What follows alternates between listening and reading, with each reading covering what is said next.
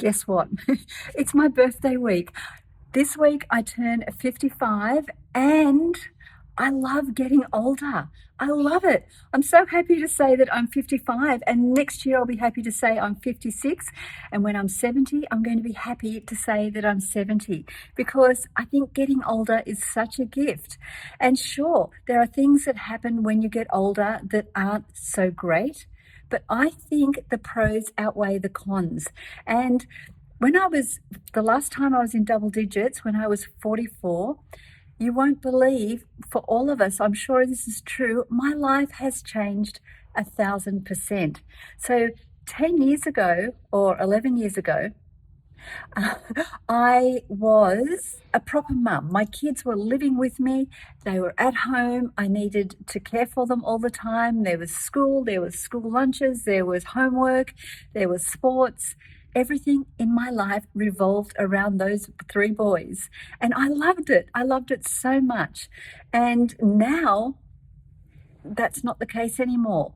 I'm still a mum, but it's a different kind of mum. They're older, they take care of themselves. Half the time when I speak, they roll their eyes at me. Half the time that's joking and half the time that's real.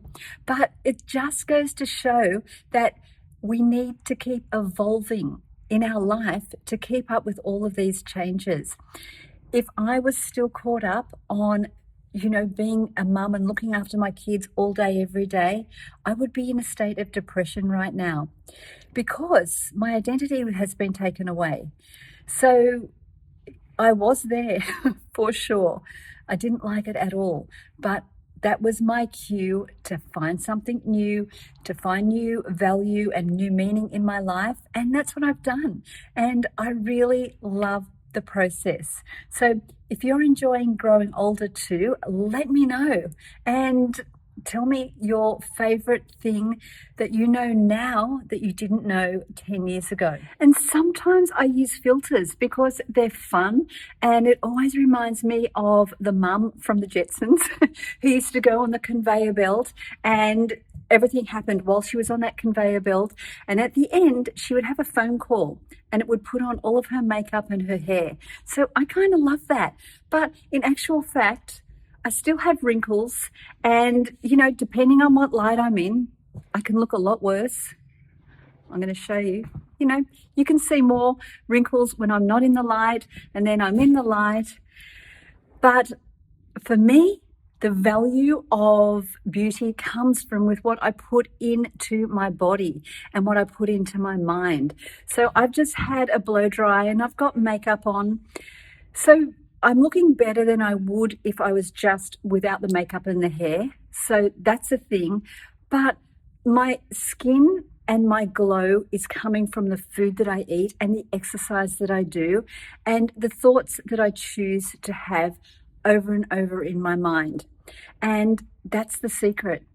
You can spend thousands and thousands of dollars on trying to look beautiful, but beauty comes from within every single day of the week, and that comes from accepting who you are right now in this time, forgiving yourself from all the dumb stuff that you've done, because we've all done so many dumb things, and deciding that today is the day that I'm going to start feeling good about myself, and I'm going to start appreciating all of the reasons that I'm a good person and that I have value and I'm here to do good in the world.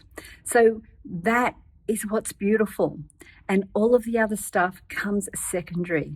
So if you are into investment, invest in yourself first. What you put into your body in the way of food and water that's for life. So it's compound interest. And the foods that reduce the inflammation in your body, they're the foods that are going to give you really great returns. So if you've got a financial mind, think of that. There's no point in having a ton of money through great investment if your body's too sick to enjoy it. So yeah, they're my thoughts today on my birthday week, turning 55 very, very soon. So yeah, I'd love to hear what your thoughts are. I'd love to hear if you invest in your body as well. And if you've ever thought about it in that way. Just some fun things to think about. Okay, have a beautiful day.